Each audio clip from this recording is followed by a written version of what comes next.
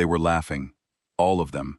5 alien empires, each older than every human civilization combined, and they were laughing at me like I had told the funniest joke in the history of the galaxy.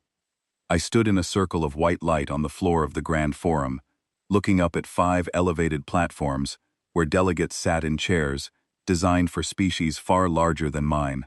They had not given me a chair. They had not even offered one. The message was obvious. I was not a guest. I was entertainment. My name is Nathan Cole, Commander Nathan Cole, Chief Diplomatic Envoy for the United Earth Navy, and at that exact moment, I was the most humiliated man in the known universe.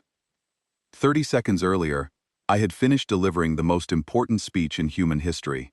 I had spent 9 months preparing it, 14 drafts, every word chosen with the kind of precision you would use to diffuse something dangerous. I had presented Earth's formal petition to the Conclave of Five, the governing body of the 5 most powerful civilizations in the galaxy, requesting 3 things: recognition of humanity as a sovereign spacefaring species, a mutual non-aggression agreement, and a permanent seat at this table. It was reasonable, it was respectful, and they had responded by laughing until the sound bounced off the curved walls and came back louder. Let me tell you how I got here. 304 days ago, Earth received a transmission from deep space. It arrived on a frequency we had never encountered before and came from a relay station orbiting a star we had only recently catalogued. The message was short, translated from 4 languages we did not yet speak. It said this: the Conclave of Five acknowledges the expansion of the human species into unclaimed galactic territory. A delegation is invited to Conclave Station to present formal justification for continued habitation beyond the Sol system. That was it. No greeting, no pleasantries, just a summons, phrased in the tone you would use to call a stray dog to heel.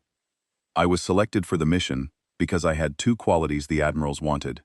I could keep my composure in impossible situations, and I had a background they thought might be useful if composure failed, but I will get to that part later. We arrived at Conclave Station aboard the Olive Branch, a small, unarmed diplomatic shuttle carrying a crew of 6. There was Lucy Grant, my second in command, a woman whose calm under pressure bordered on supernatural. Simon Hale ran communications and could decode alien signal protocols faster than any machine. Peter Marsh was our intelligence analyst, quiet and careful, the kind of person who noticed the one wrong detail in a room full of right ones. Kate Bell was our xenolinguist, fluent in 3 alien trade languages before we even left Earth orbit. And Henry Osborne handled security, which on an unarmed shuttle mostly meant he stood near doors and looked like he belonged there. 6 humans, 1 tiny ship, and we were docking at a station the size of a small moon. Conclave Station sat at the gravitational center point of 5 alien empires. It was ancient. The corridors were cathedral-sized, built for species that stood 3 meters tall, and the air carried a chemical sweetness that made my eyes water. Everything about the place was designed to make you feel small. It worked. Our greeting party consisted of a single Vreth bureaucrat named Corveth. The Vreth were insectoid, roughly humanoid in shape, but covered in chitinous plating the color of wet stone. They had compound eyes that reflected light in unsettling patterns, and mandibles that clicked when they spoke. Corveth stood nearly a full meter taller than me and made no effort to disguise his contempt. He called humanity the carbon curiosity from the dim arm. He said it casually, the way you might describe a stain on a tablecloth. Lucy stiffened beside me. I put my hand on her arm and shook my head. Not yet. Not here. Corveth led us through corridors wide enough to fly a shuttle through. We passed delegations from all 5 species, and every one of them stared. Some with curiosity, most with something closer to pity. Kate whispered a translation of what an Aelori official murmured as we passed. She said he called us breakable. The Grand Forum was a semicircular amphitheater with 5 platforms arranged in a crescent, each elevated to a different height based on the species it hosted. The Vreth hegemony occupied the far left, all sharp angles and clicking mandibles. Next were the Aelori Dominion, tall, luminous beings whose skin shimmered with a faint internal light, who communicated through a combination of speech and psychic projection. They found humans mentally deaf, a species that could not feel the thoughts of others, and they regarded us the way a sighted person might regard someone born without eyes. In the center sat the Dravaki Accord, the military arm of the conclave. They were massive, heavy-boned, scaled, with jaws that could crush tempered steel. Their representative was a warlord named Thesic, decorated with ceremonial scars that ran in precise lines across his arms and chest. He looked at me the way a mountain looks at a pebble. To the right of the Dravaki were the Sulwen Communion, aquatic diplomats who attended sessions in fluid-filled encounter suits that allowed them to breathe and move on dry stations. They were patient, methodical, and considered themselves the most civilized of the five. Their ambassador was named Yineth, and she was the only delegate in the room who had bothered to learn a human greeting phrase before our arrival. And at the far right, on the highest platform, the Kalith Primacy. They were not biological. They were energy-based, ancient beyond reckoning, the founders of the conclave itself. They appeared as shimmering columns of pale gold light and had not acknowledged a new species in over 3,000 years. They did not speak often. When they did, the forum listened. I stood in the circle of light on the floor. No chair, no platform, just the light and the echoing silence, and 5 civilizations looking down at me. I remember thinking that this must be what an ant feels like when it crawls onto a dinner plate. Visible, noticed, completely irrelevant. I gave my speech. I spoke about Earth's journey from a single pale blue dot to a species with 17 colonies across 8 star systems. I spoke about our desire for peaceful coexistence, for trade, for the exchange of knowledge and culture. I spoke clearly, without aggression, without arrogance, and I meant every word. And when I finished, they laughed. The Vreth started it. A rapid clicking of mandibles that I had been briefed was their equivalent of deep amusement. The Dravaki followed with a rumbling, chest-deep sound that shook the floor. The Alori did not laugh with sound. Instead, they projected a wave of amused dismissal that I felt in my skull, like a headache shaped like condescension. Even the Sulwen, the most polite of the 5, let out a series of bubbling sounds inside their encounter suits that Kate later confirmed was laughter. The Kalith did not laugh. They flickered. But it was not a flicker of interest.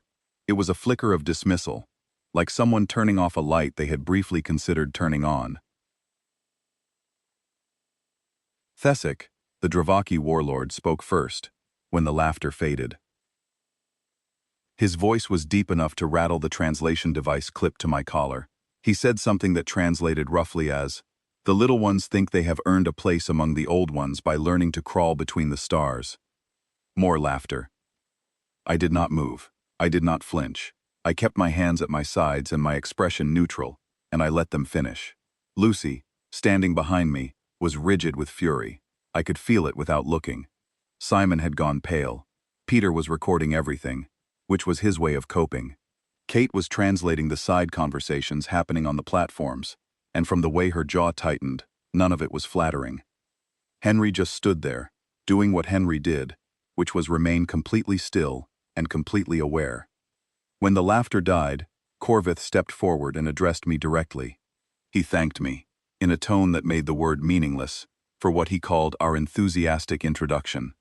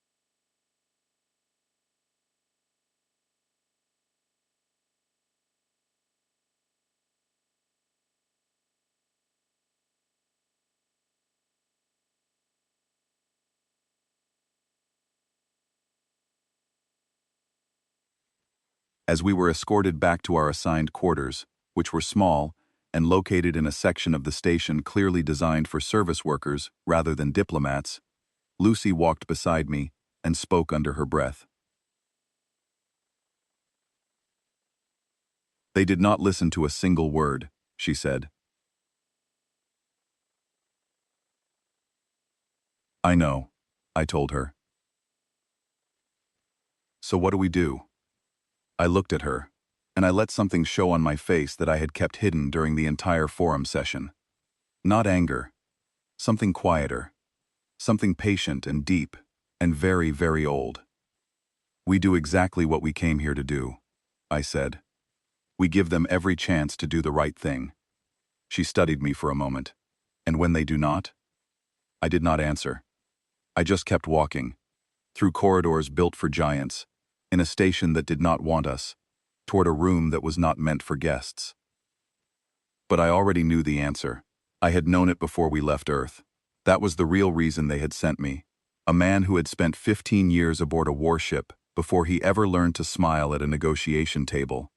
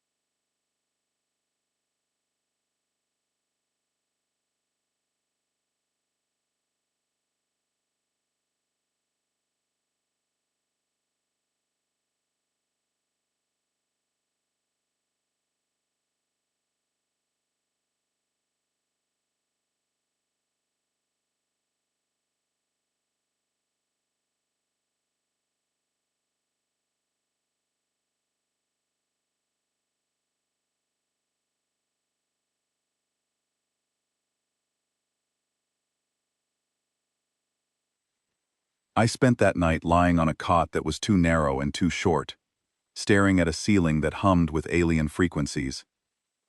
And I thought about my father. He had been a negotiator too, in his own way. A union representative in the steel mills of Sheffield, back when Earth still had steel mills. He used to sit me on his knee and tell me things I was too young to understand at the time.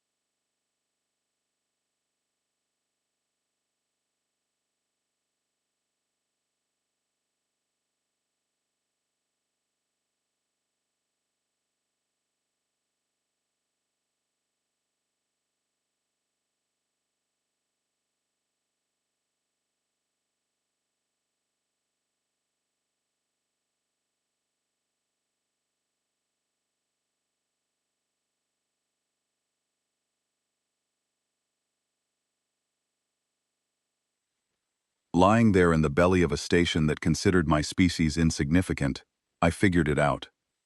The next morning, the first formal deliberation began, and I walked back into that circle of light on the floor of the Grand Forum, and I smiled like a man who had nothing in the world to worry about.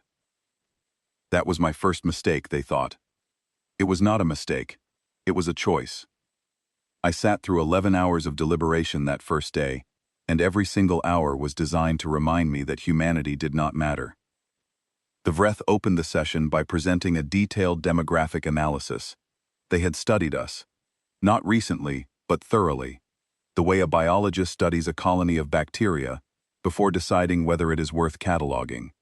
Their data was projected onto a holographic display the size of a building wall, and it showed humanity's total population, our territorial reach, our technological development, and our biological specifications, all rendered in neat columns beside the equivalent statistics of each conclave species. The comparison was not flattering. Humanity's total population across all colonies stood at roughly 8 billion. The Vreth hegemony alone numbered over 400 billion, across 9,000 worlds.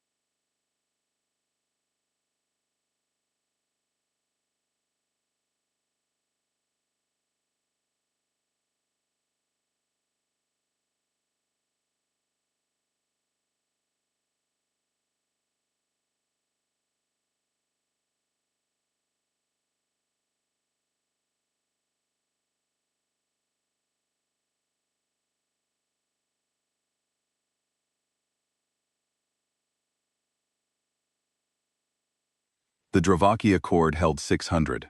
Our technological development was rated, on the conclave's standardized scale, as pre-intermediate. We had achieved faster-than-light travel only 140 years ago. The Vreth had been traveling between stars for 11,000 years. The delegate who presented this data paused after each comparison and looked at me. He did not need to say anything. The numbers spoke clearly enough. But it was the Aelori who made the day truly difficult. Their delegate, a tall, luminous being called Selenor, rose from his platform and addressed the forum in a voice that carried both sound and something else.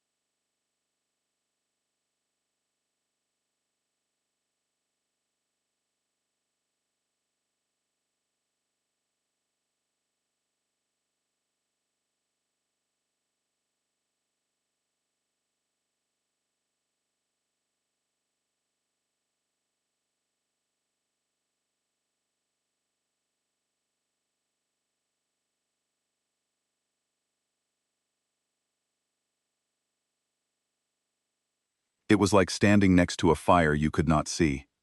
Selenor spoke about communication. He said that the foundation of civilization was the ability to share consciousness, to know one another not through the crude mechanism of spoken language, but through direct mental communion. He said the Aelori had shared thoughts with the Sulwyn, with the Caliph, even with the Dravaki, whose minds were rough but readable. But humans, he said, were silent, mentally dark, a species that could not project or receive thought. He asked me, publicly, to attempt a psychic connection.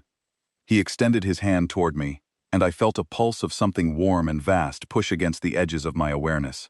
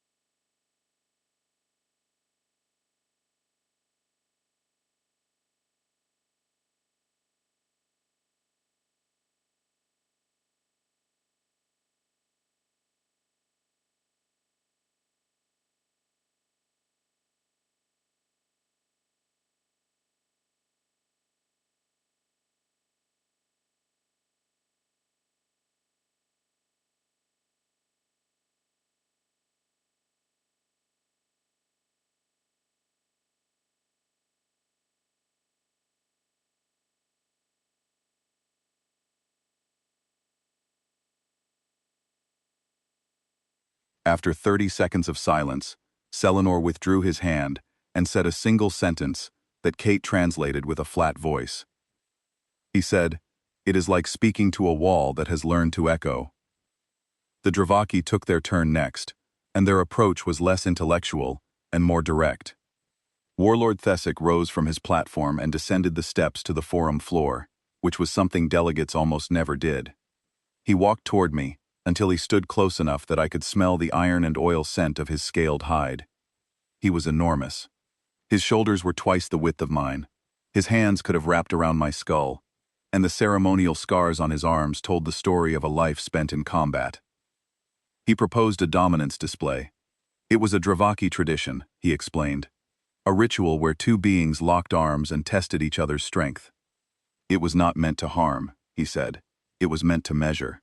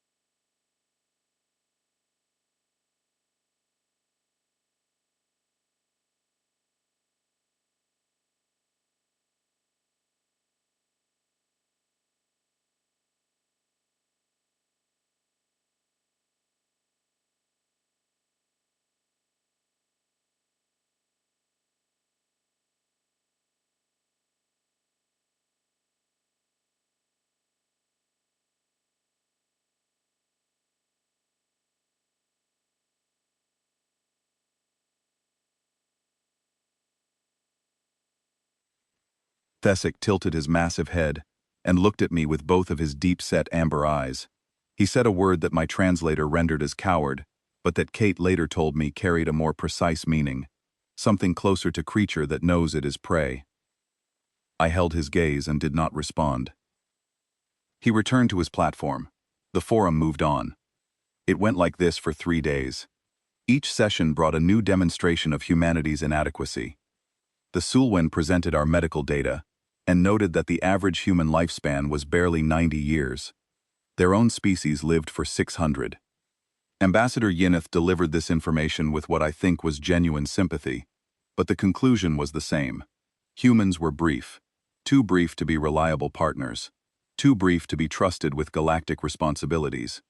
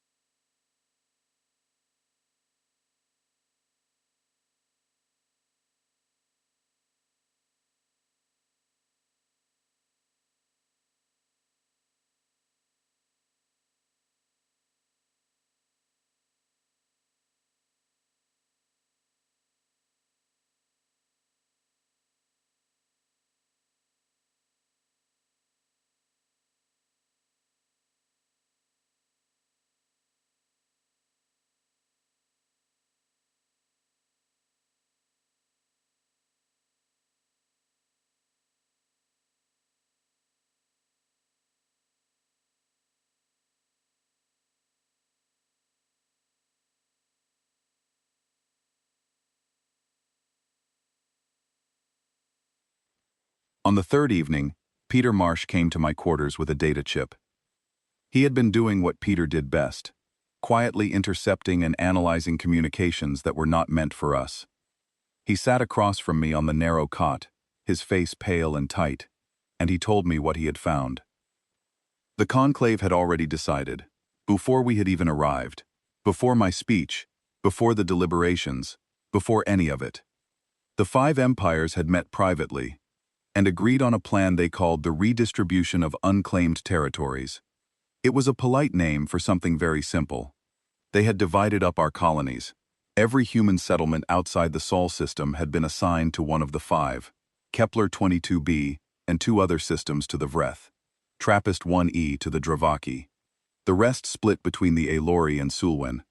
The Caliph took nothing, because the Caliph already had everything they wanted. The petition was theater.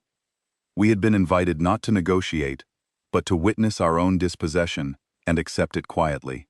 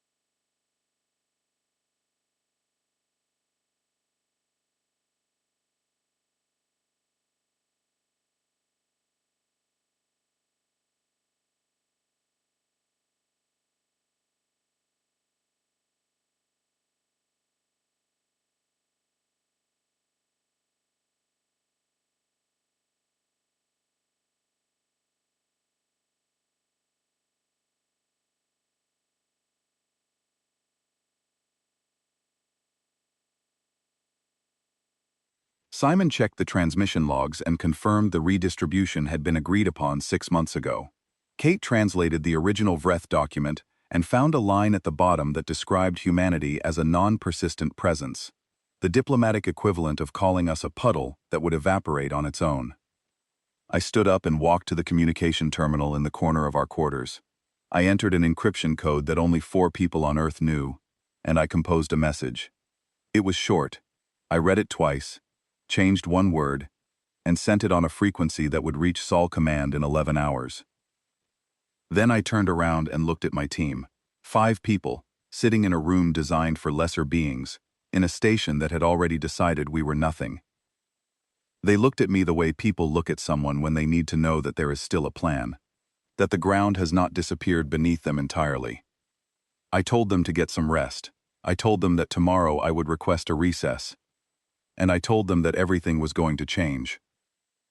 Lucy asked me how I knew that. I told her the truth. Because I did not come here with just 1 plan, I said. I came here with 2, and they just made the first one impossible. The next morning, I entered the Grand Forum and stood in the circle of light for what I expected to be the last time under these conditions. Warlord Thesic, who seemed to enjoy the role of executioner, read aloud from a formal document titled Redistribution of Unclaimed Territories in the Orion Arm.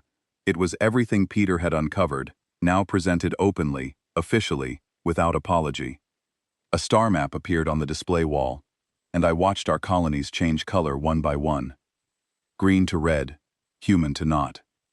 Thesic finished reading and looked down at me with what I can only describe as bored satisfaction. The expression of someone completing a task they found tedious but necessary. He asked, almost as an afterthought, whether the human delegation had any objection. Every eye in the forum turned to me. 5 civilizations, waiting for the small creature to squeak its protest before the matter was closed forever. I drew 1 breath. I held it. Then I spoke. Earth would like to request a 48-hour recess before delivering our formal response, I said.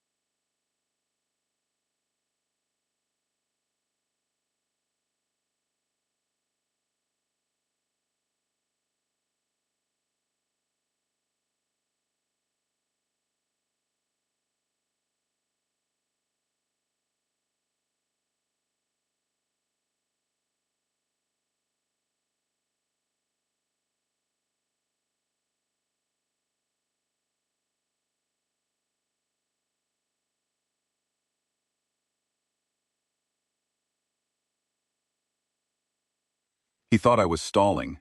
He thought I needed time to accept the inevitable. Granted, he said, though I cannot imagine what you believe will change in 48 hours.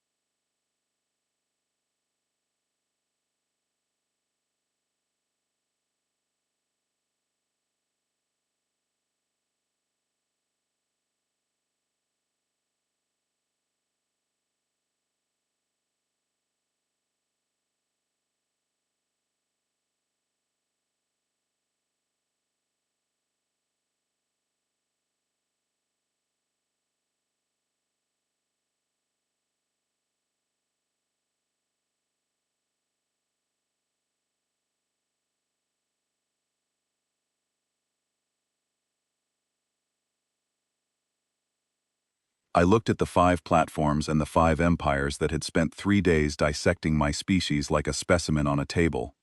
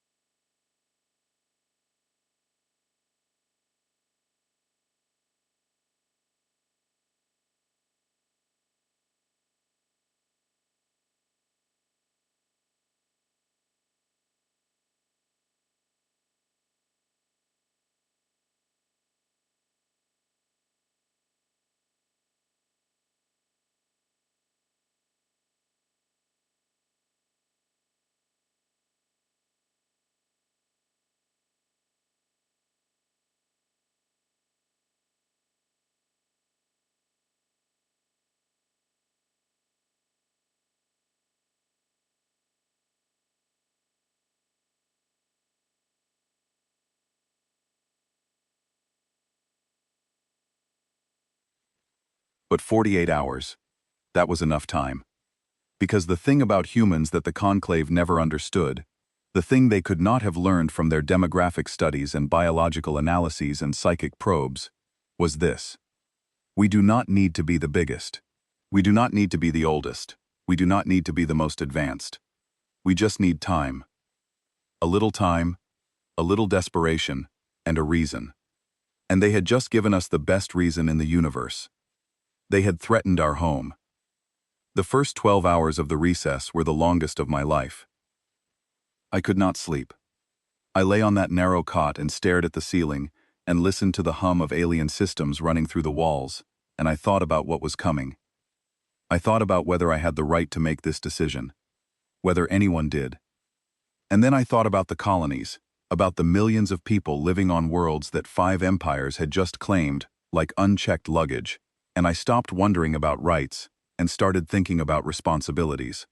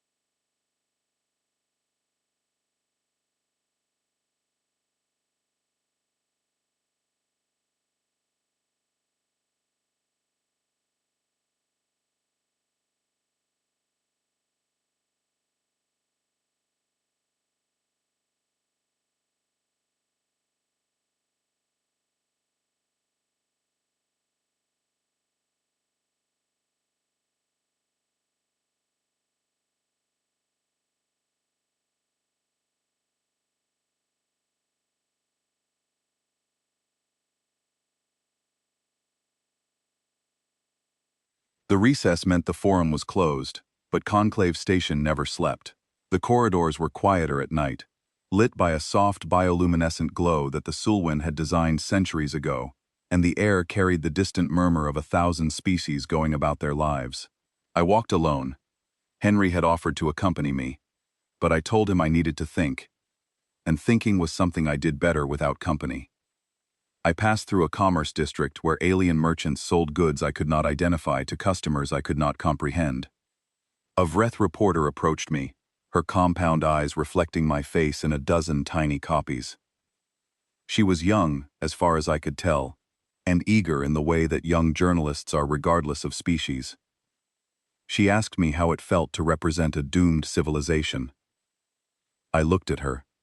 She had her recording device extended toward me, its blue light blinking steadily. Behind her, a small crowd of alien onlookers had gathered, drawn by the novelty of seeing a human up close. "Ask me again in 48 hours, I said.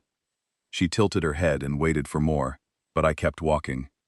I was not being dramatic. I was being precise.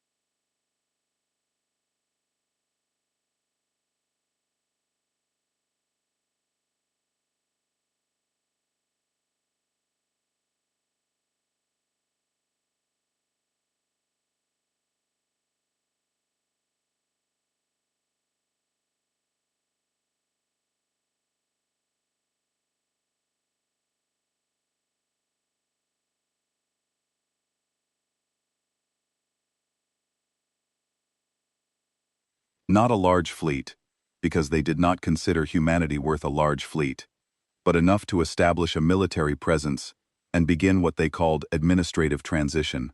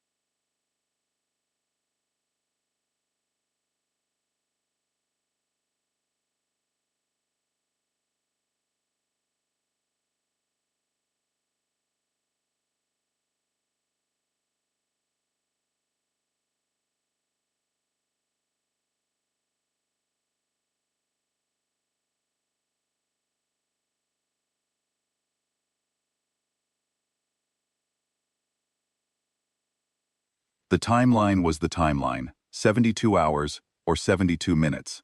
What was coming was already in motion.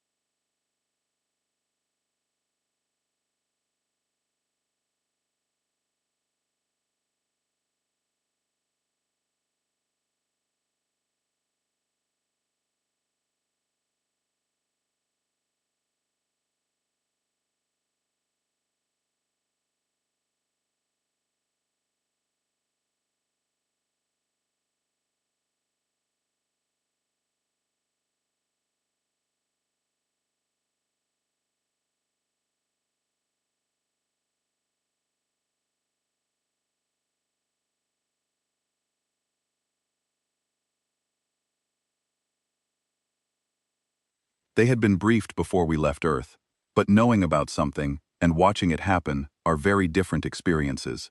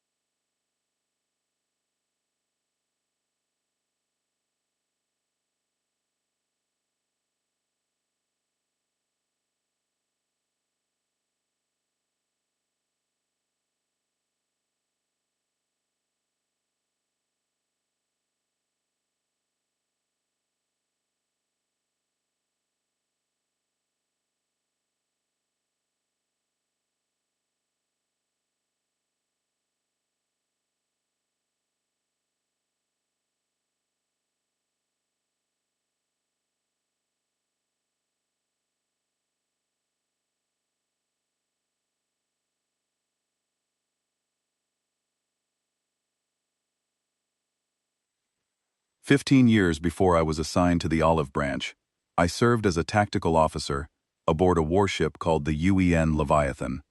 It was the first and only vessel of its class, and its class was called Dreadnought.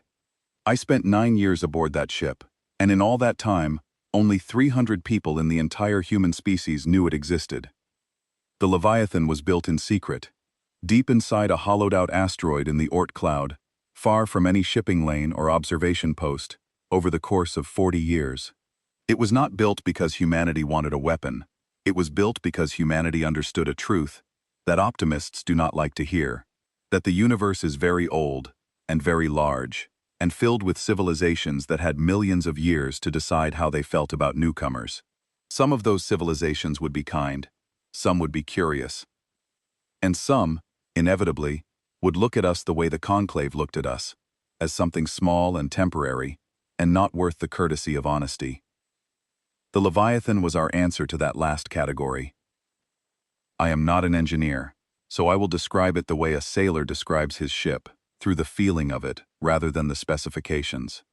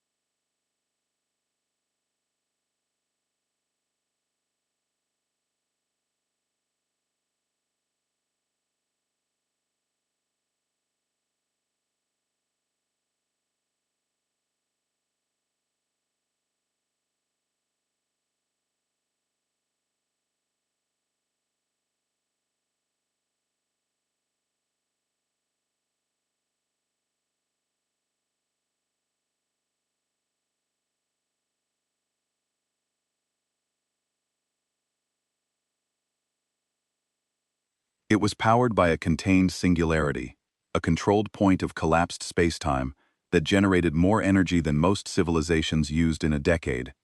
Its hull was layered with graviton shielding, fields that bent space itself around the ship like armor made of physics. And its weapons were kinetic lances, electromagnetic accelerators that could launch tungsten projectiles at velocities approaching the speed of light. At those speeds, a rod of tungsten the size of a telephone pole carried more energy than a nuclear device. The Leviathan carried 400 of them. It also carried something else.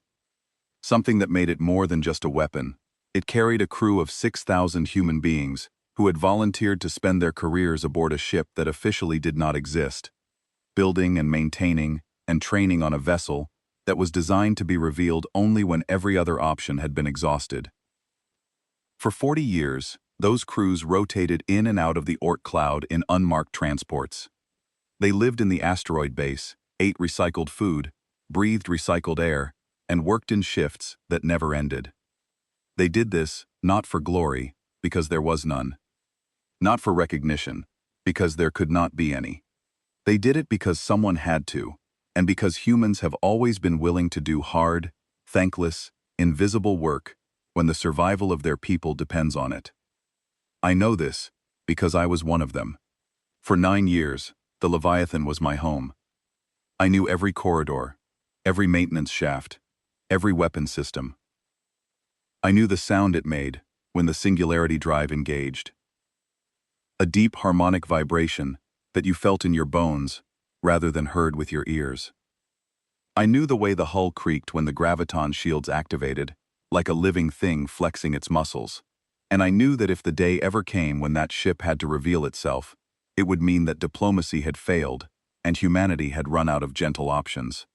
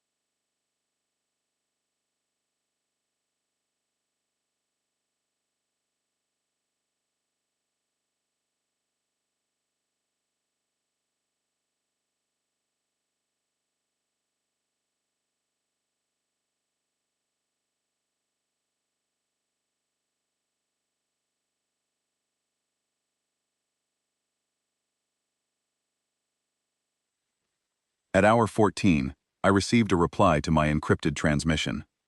It came through on the frequency I had used, stripped of everything except a single word.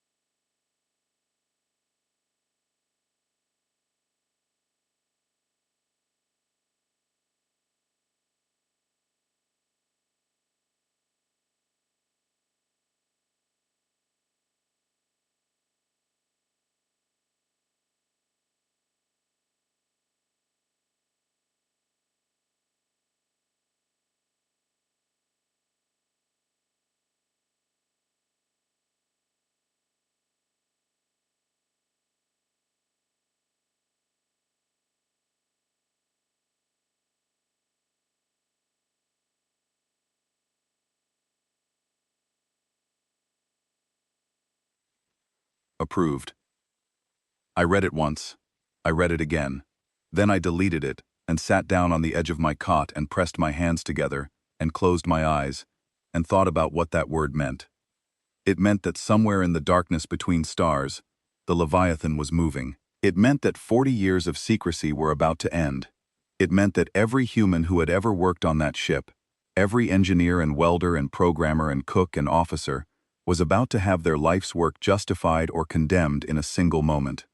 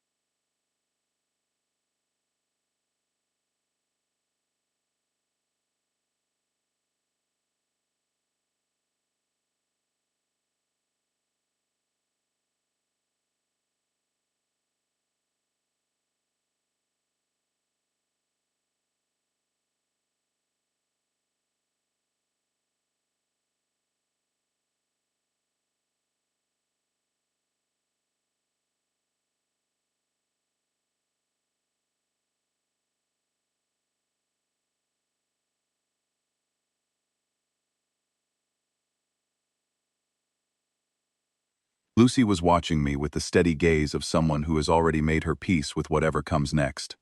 Simon was checking signal frequencies, making sure our communications were clean. Peter was reviewing station schematics, identifying exit routes we would probably never need. Kate sat quietly, her hands folded, her eyes distant. Henry stood by the door, arms crossed, perfectly still. "We came here to talk," I told them. They would not listen. "That is not our failure. It is theirs." They nodded. All of them. Even Kate, who I knew hated everything about what was going to happen, because Kate believed in language and connection, and the idea that understanding was always possible. She nodded because she had been in that forum. She had translated the jokes they told about us when they thought we could not understand. She had heard the Aelori call us walls, and the Dravaki call us prey, and the Vreth call us a non-persistent presence. She nodded because she had tried. We all had, and trying had not been enough. At hour 30, the first anomaly appeared on Conclave Station's long-range sensors. I was not in the sensor room. I learned about it later, from intercepts Peter pulled from the station's internal communications network. A Vreth technician detected a subspace distortion at the edge of the system, massive and moving fast. The readings made no sense to her. The distortion was too large to be a ship, and too structured to be a natural phenomenon. She flagged it for her supervisor, who reviewed the data and concluded it was a gravitational echo from a nearby pulsar. He filed it and moved on. He was wrong, but I understood why he made the mistake. No one in the conclave had ever seen a ship that large. The idea that a vessel could cause a subspace distortion of that magnitude was not within their frame of reference. It would be like a medieval soldier seeing a contrail in the sky and deciding it must be a very fast cloud.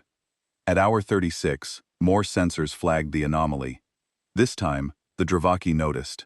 Their military systems were more sophisticated, and their threat assessment protocols were automatic. A Dravaki cruiser patrolling the outer system reported an unidentified mass approaching at faster-than-light velocity, decelerating on a trajectory that would bring it to Conclave Station within 12 hours. The cruiser requested identification. It received no response. The Dravaki dispatched 2 more ships to intercept. I did not learn the result of that interception until later, but I can tell you now. They found nothing they could understand. Their sensors showed a mass 2 kilometers long, surrounded by gravitational distortions that scrambled every scan they attempted. They hailed it on every frequency. Silence. They moved closer, and their navigation systems began to malfunction, pulled off course by gravitational fields that should not have existed around a ship. They withdrew and sent a priority message to Warlord Thesic. At hour 40, Ambassador Yinith of the Sulwen contacted me on a private channel. Her voice, filtered through her encounter suit's communication system, carried a quality I had not heard from her before. She was not calm. She was not measured. She was unsettled. "Commander," she said, "what have you done?" I was standing at the viewport in my quarters, looking out at the star field. Somewhere in that field, getting closer with every passing minute, was the largest warship ever built by human hands. I could not see it yet, but I knew it was there, the way you know a storm is coming before you see the clouds. "We asked nicely, Ambassador," I said. "We always ask nicely first." She was silent for a long time. Then she said something in her own language that my translator did not catch, and the channel closed. At hour 44, the station's proximity alarms activated. Not the gentle advisory tones that signaled approaching commercial traffic. The deep, resonant alarms that meant something very large and very unknown was approaching at speed. I heard them through the walls of our quarters, a low, pulsing rhythm that made the floor vibrate. Lucy looked at me. I looked at the viewport, and there it was. Not a shape, at first, just an absence. A point of absolute darkness that moved against the stars, blotting them out one by one as it grew closer. It was like watching a hole open in the universe. No running lights, no identification beacon. Just mass and darkness and the faint shimmer of gravitational fields bending starlight around its hull. The Leviathan, 2 kilometers of human engineering, human determination, and human refusal to accept extinction quietly. It was not beautiful. It was not elegant. It was not designed to impress or to inspire. It was designed to make a point, and the point was this. We built this in secret, in the dark, in the cold, with our bare hands and our stubborn hearts.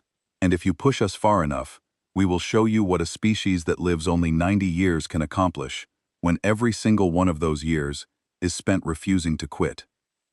The alarms continued to sound. I watched the darkness grow, and I realized I was smiling. Tomorrow, I would walk back into that forum. Tomorrow, I would stand in that circle of light. But tomorrow, I would not be standing alone. The forum was in chaos when I walked in, and I savored every second of it. Every platform was occupied, every delegate present, but the composure that had defined the previous sessions was gone.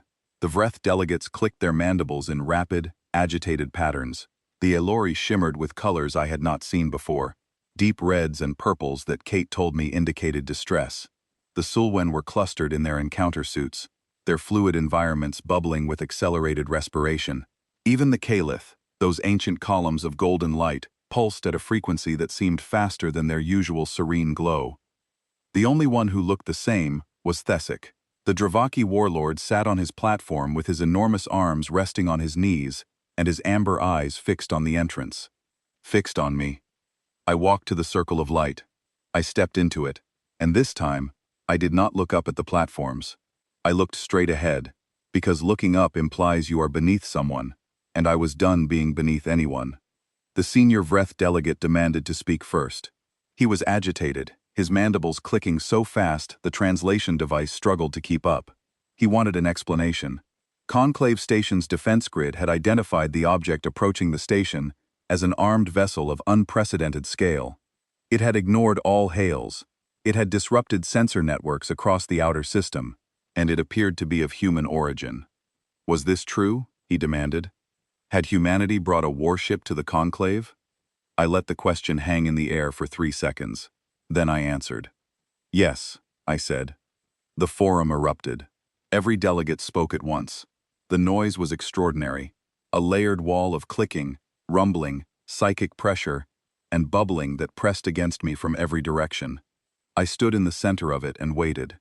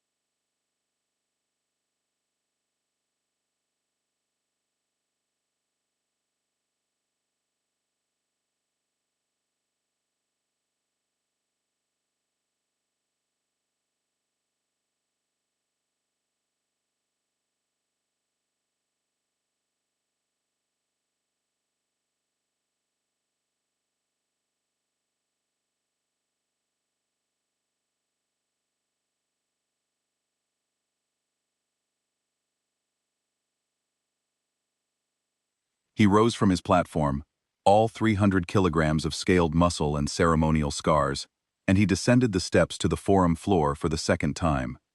He walked toward me and stopped 3 meters away and asked a question that I had been preparing to answer for 15 years. Is this a declaration of conflict? I met his eyes. Amber. Deep. Ancient. In a way that went beyond age. Carrying the weight of a species that had been making conflict for longer than humanity had been walking upright. No, I said. This is a declaration of existence. The silence that followed was the most satisfying sound I have ever heard. No laughter, no clicking, no psychic mockery. Just silence. Pure and total. As 5 civilizations processed a word they had not expected. I continued. I did not raise my voice. I did not need to.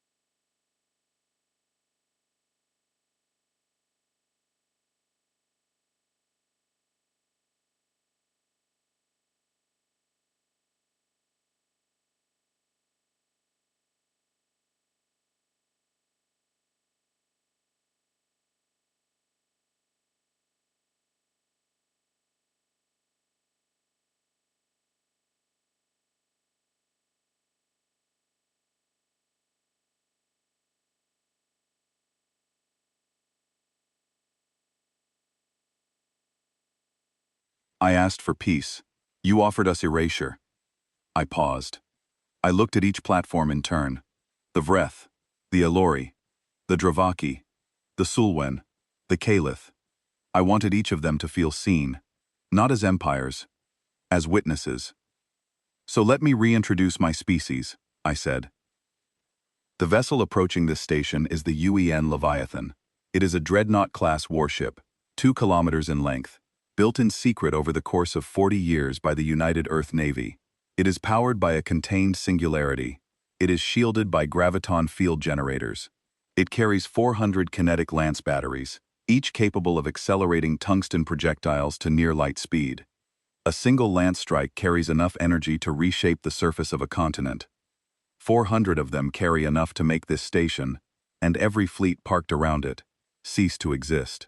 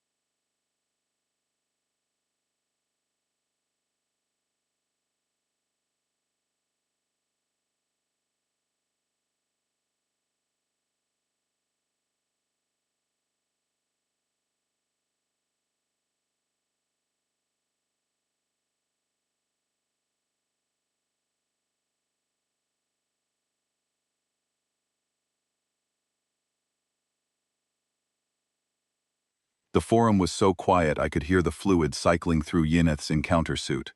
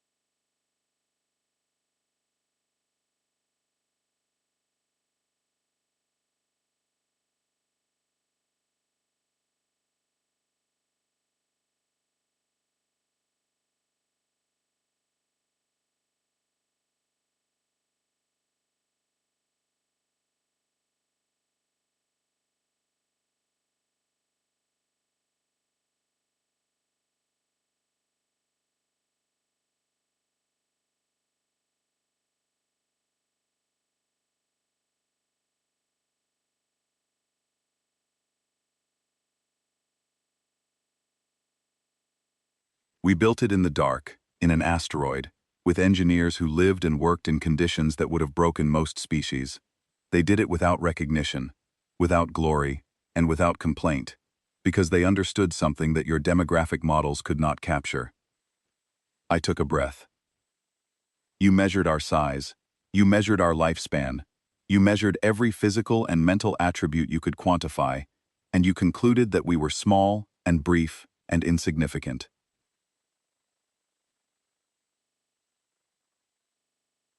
But you never measured the one thing that matters. You never measured what we are willing to do when we are told that we do not matter. Thesic had not moved. He stood 3 meters from me, massive and still, and I could not read his expression. Behind him, Dravaki tactical officers on the platform were conferring rapidly, their voices low and urgent. I knew what they were doing. They were running threat assessments on the Leviathan, and I knew what those assessments were telling them, because I had run them myself during my years aboard that ship. The numbers were not in their favor. The numbers were not in anyone's favor. The Elori delegate, Selenor, spoke from his platform. His voice was strained, and the psychic undercurrent that accompanied it was no longer confident. He asked whether humanity intended to use the weapon. I looked up at him, the being who had called me a wall that learned to echo, the being who had pitied my species for our mental silence. The Leviathan is holding position 40,000 kilometers from this station, I said.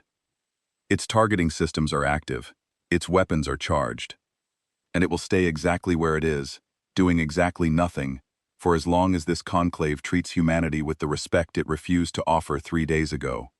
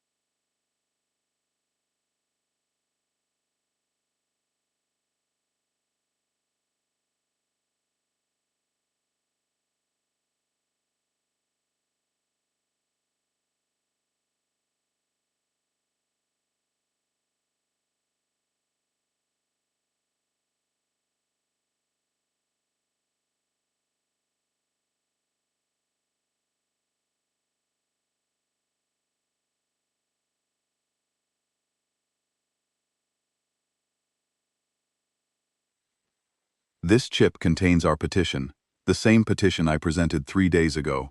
Recognition, non-aggression, trade corridors, a seat. I have not changed a single word. I have not added a single demand. The terms we offered when we came here with open hands are the same terms we offer now. I placed the chip on the floor of the circle of light. The only thing that has changed, I said, is your understanding of who you are negotiating with. For a long moment, no one moved. Then Thesic spoke, and his voice was different. Not quieter, because Dravaki voices did not do quiet, but stripped of the mockery that had defined every previous interaction. He asked me a simple question.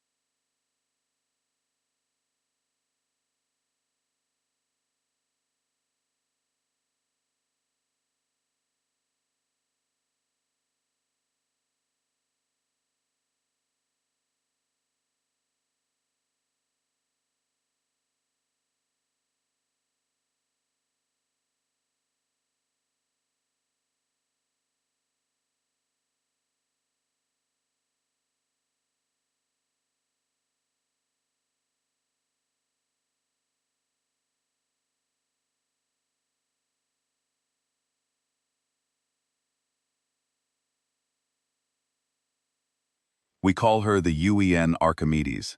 She was completed 18 months after the Leviathan, and the month after that, a third. We have been building, Warlord. While you were laughing, we were building. I did not know whether we actually had a second dreadnought. That information was above my clearance level, but the beauty of secrecy is that it creates infinite possibility in the minds of those who discover it. If we had hidden one ship for 40 years, why not two? Why not 10? The conclave could not know, and the uncertainty was more persuasive than any fact. Thesic stared at me. His jaw worked slowly, the muscles bunching and releasing beneath his scaled skin.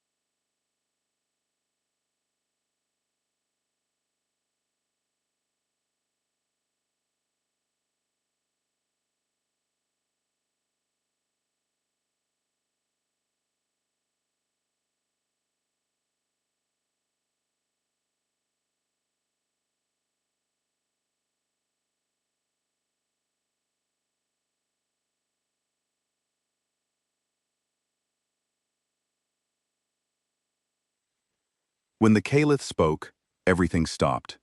They had not directly addressed the forum in this session until that moment. Their voice was not a voice in any biological sense. It was a harmonic, a vibration that came from everywhere.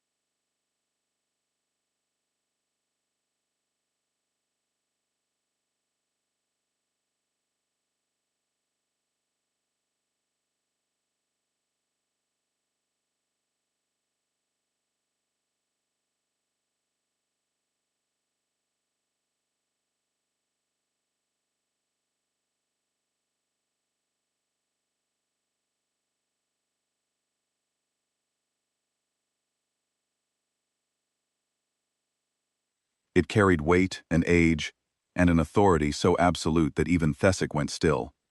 They said 4 words, in every language simultaneously, so that no translation was needed, so that every being in the forum heard them in their own tongue at the same moment. The humans have demonstrated sufficiency. In conclave law, sufficiency was a formal designation. It meant that a species had proven, beyond the subjective opinions of individual empires, that it possessed the capability and the determination to exist as a sovereign entity. It was not a compliment. It was not an endorsement of character or culture. It was an acknowledgement of fact. The Caliph were saying, in the most ancient legal framework the galaxy possessed, that humanity had a right to exist on its own terms. The Sulwen voted next. Ambassador Yineth did not hesitate. She cast her vote for recognition and said nothing else. She did not need to. She had warned me. She had asked me what I had done, and now she knew, and she accepted it with the grace of a species that understood the ocean's law, that the current takes you where it will, and wisdom lies in swimming with it rather than against it. The Allori followed. Selenor cast his vote with visible reluctance, and I felt a psychic ripple from his platform that tasted like bitter acceptance. He did not look at me. The Vreth were next. Their senior delegate clicked his mandibles for nearly a minute, a gesture Kate told me indicated extreme internal conflict. Then he voted for recognition and added a formal protest to the record, which meant nothing legally, but allowed the Vreth to pretend they had not capitulated completely. The Dravaki voted last.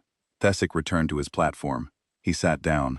He looked at me across the forum, and I held his gaze without flinching, without smiling, without anything except calm and steady attention. He voted for recognition. I heard something crack as he did. Kate told me later that it was one of his own teeth, clenched so hard it fractured. It was done. A functionary brought a chair to the circle of light. It was plain, simple, human-sized, not elevated, not decorated, not positioned to suggest equality with the 5. It sat on the floor, at the lowest level, looking up at platforms that towered above it. I sat down. The chair was hard and uncomfortable, and exactly the right size for a human being, and when I settled into it, I felt something I had not felt since we left Earth. I felt the weight of every person I had ever known settle in behind me. 8 billion people, standing at my back, not because I was special, but because I happened to be the one sitting in the chair when the universe finally decided to make room. I was not the oldest person in the room. I was not the wisest. I was not the strongest or the most advanced or the most evolved. I was a man from a species that lived barely a century, that had been crawling between the stars for an eye blink of galactic time, that communicated by pushing air through a tube in its neck. But I was sitting down, and nobody was laughing. The months that followed were harder than everything that had come before. And anyone who tells you that the difficult part of any struggle is the dramatic moment is someone who has never had to live with the consequences of that moment. The conclave recognized humanity. The vote was recorded. The chair was placed. But recognition and acceptance are very different things, and the galaxy made sure I understood the difference. Within the first week, The Vreth filed 17 formal protests against humanity's inclusion in conclave proceedings. Each protest was based on a different technical clause in conclave law, and each required a formal response from our delegation. The paperwork alone would have buried a team twice our size. Lucy managed it with the kind of relentless organizational fury that made me grateful, daily, that she was on my side. The Dravaki quietly doubled their fleet presence along the border between their territory and our nearest colony. They did not announce this. They did not need to. We noticed, because Peter never stopped watching, and Peter noticed everything. When I raised the issue with the Conclave's administrative body, the Dravaki response was that the fleet movements were routine training exercises, unrelated to humanity's presence. Everyone in the room knew it was not true. Everyone in the room pretended to accept it. That was diplomacy. The Aelori began a covert program to study human psi resistance. They wanted to understand why we were mentally silent, whether it was a limitation that could be exploited, whether there was a weakness behind the wall. I learned about this from Kate, who had formed a cautious professional relationship with a junior Aelori linguist, and who reported, with a mixture of admiration and concern, that the Aelori were simultaneously fascinated and frightened by our mental opacity. They were a species that had never encountered a mind they could not read. The fact that 8 billion of us existed behind locked doors they could not open kept their leadership awake at night. Good, I thought when she told me. Let them lose sleep. We had been losing sleep for 140 years. I navigated these challenges the way humans have always navigated hostile environments. Not with grace, not with elegance, but with a stubborn, grinding, day-by-day refusal to be pushed out. Every formal protest was answered. Every diplomatic slight was documented. Every attempt at manipulation was identified, catalogued, and countered with the bureaucratic precision that Lucy wielded like a surgical instrument. And slowly, grudgingly, the galaxy began to adjust. Ambassador Yineth of the Sulwen became our first genuine ally, though she would have rejected that word. She preferred to call it pragmatic alignment. In private meetings that became increasingly frequent, she shared insights about conclave politics that would have taken us decades to learn on our own. She told me which delegates could be persuaded, which were permanently hostile, and which were simply waiting to see whether humanity would survive long enough to be worth knowing. She also told me something personal, something that I have carried with me since. The Sulwen had a word for species like humanity.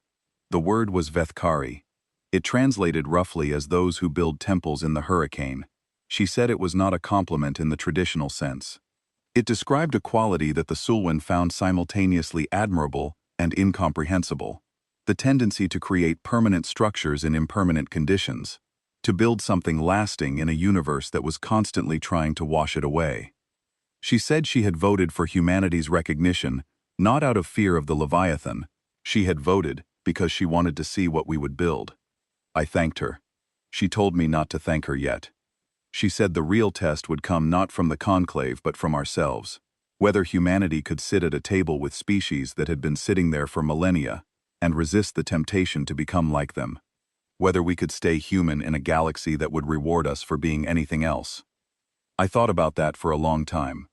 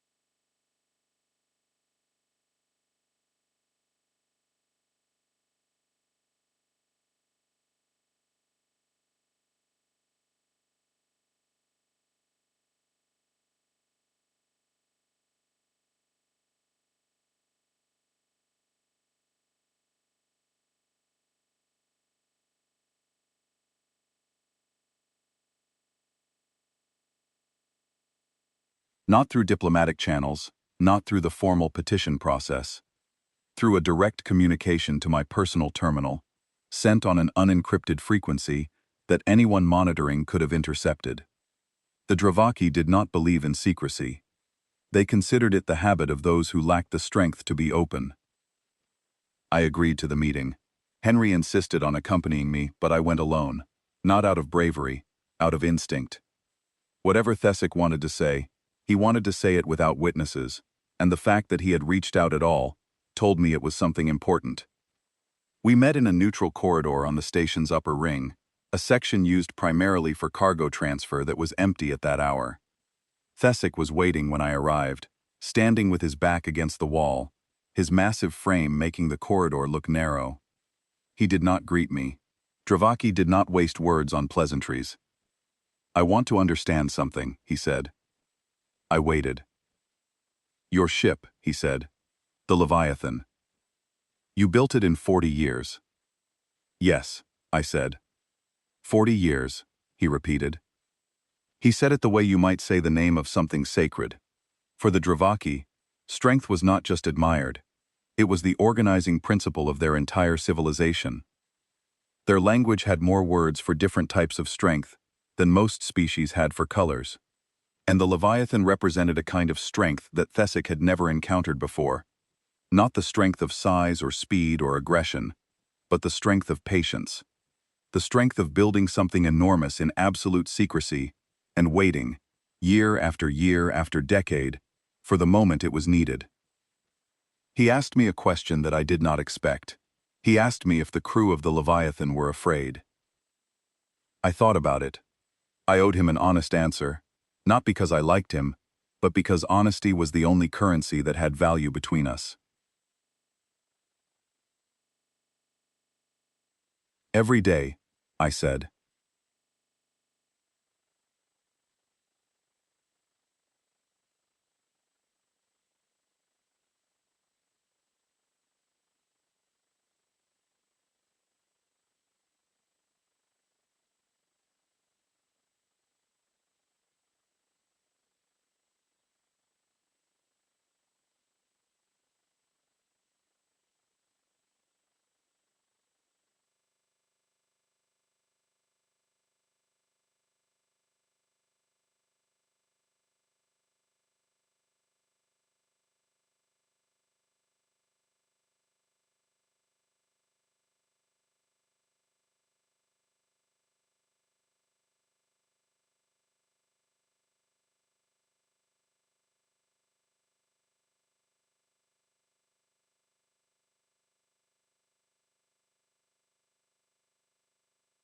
They were afraid every day, afraid they were wasting their lives on a ship that would never be used, afraid that the secrecy would break and the ship would be discovered before it was finished, afraid that when the moment came, it would not be enough.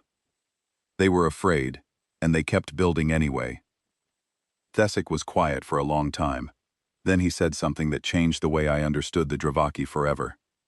"My people could not do that," he said. "If the Dravaki had built such a weapon, we would have used it on the first day. We would have attacked before the enemy knew we existed. We could not have waited. We do not have the capacity for it."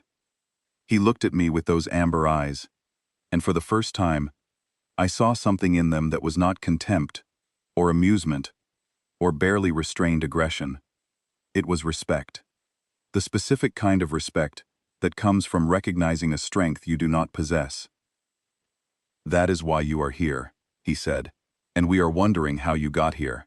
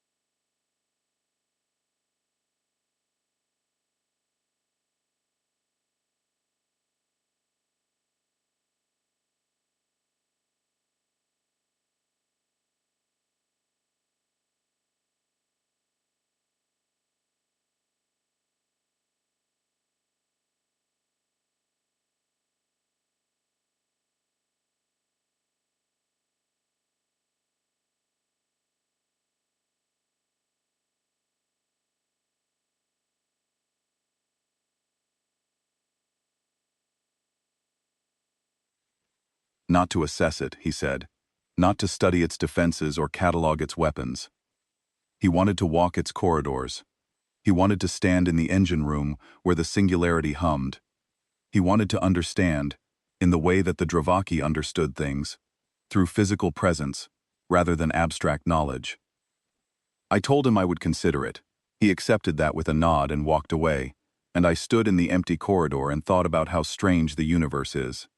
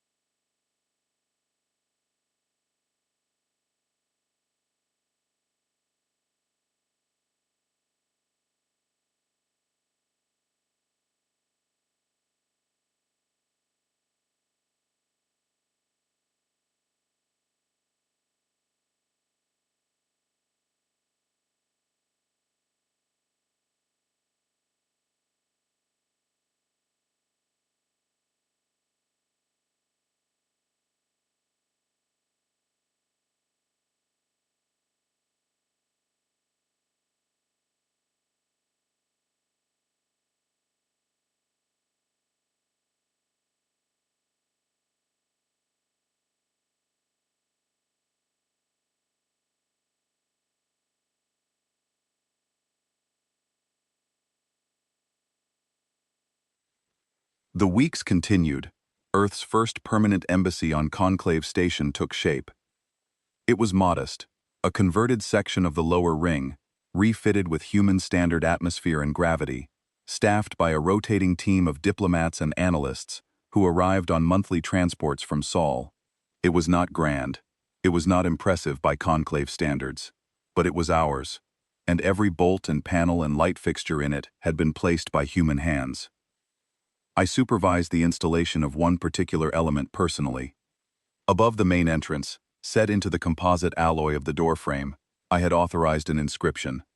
It was carved in steel, because steel was what humans knew. It was written in English, because English was what I spoke, and it said this: "We came in peace for all mankind. We will leave in peace. But we will not be moved." Kate told me later that alien delegates who passed the embassy would sometimes stop and translate the inscription and stand there for a moment, reading it. She said the Sulwen found it moving. The Aelori found it puzzling. The Vreth found it presumptuous. And the Dravaki, she said, found it accurate.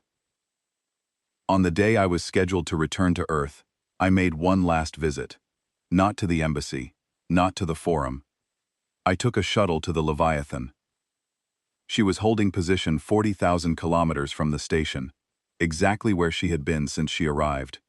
Her escorts, a dozen heavy cruisers of the 1st Expeditionary Fleet, were arranged around her in a defensive formation that had not changed in 3 months. She did not need to move. Her presence was the point.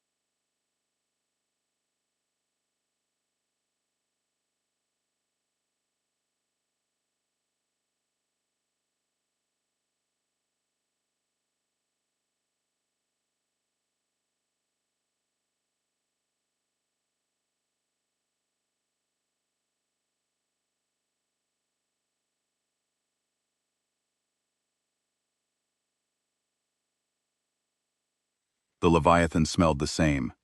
Recycled air with a faint metallic undertone and the deep, ever-present hum of the Singularity drive vibrating through the deck plates. Crew members nodded as I passed. They knew who I was. Some of them had served with me during my years aboard. They did not salute, because we were not that kind of navy. They just nodded, one human to another, in a ship that had changed the course of history by existing. I made my way to the forward observation deck, a wide compartment with reinforced viewports that looked out over the bow. From there, I could see Conclave Station in the distance, a vast structure glittering with 1,000 lights.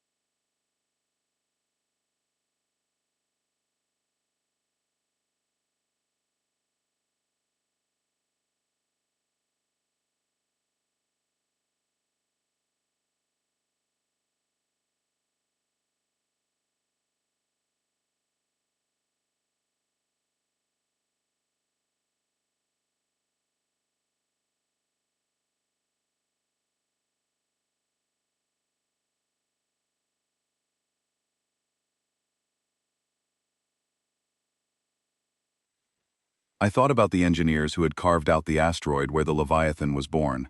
I thought about the welders who had assembled her hull in zero gravity, working in shifts that lasted 12 hours because there was always more to do. I thought about the programmers who had coded her targeting systems, and the cooks who had fed her crews, and the doctors who had treated their injuries, and the counselors who had helped them cope with years of secrecy and isolation. I thought about every single human being who had poured their life into this ship, knowing they might never be credited, knowing the ship might never fly, and doing it anyway. I thought about my father, in his steel mill in Sheffield, telling me about wolves and teeth. And I thought about the conclave, about 5 empires that had looked at us and seen a species too small, too brief, too limited to take seriously. They had 10,000 years on us. They had empires when we were still figuring out agriculture. They had crossed the stars when we were still arguing about whether the Earth went around the sun. And for a long time, standing there, I wondered the same thing they wondered. What right did we have to stand among them? But I did not wonder anymore. They looked at us and saw a species that lives barely a century, that argues about everything, that builds too fast and plans too little, and feels too much, and never, not once in its entire chaotic history, has accepted being told that it cannot do something. They saw all of that, and they called it weakness. I looked out at the stars, at the galaxy that had tried so hard to pretend we did not matter, and I smiled. Not the diplomatic smile I wore in the forum, a real one, the kind that comes from a place so deep inside you that it has no name, only warmth. They were wrong. I turned from the viewport and walked back through the corridors of the Leviathan, past the crew members who nodded, and the bulkheads that hummed, and the weapons that slept in their housings, waiting to be needed again, but hoping they never would be. I boarded my shuttle. I took one last look at the ship through the rear viewport as we pulled away. 2 kilometers of black hull, silent and patient, holding its position like a guardian. Behind it, the stars. Ahead of it, a future that no one could predict, but that humanity would face the way it faced everything else. With its jaw set, its hands open, and its teeth, just barely, hidden.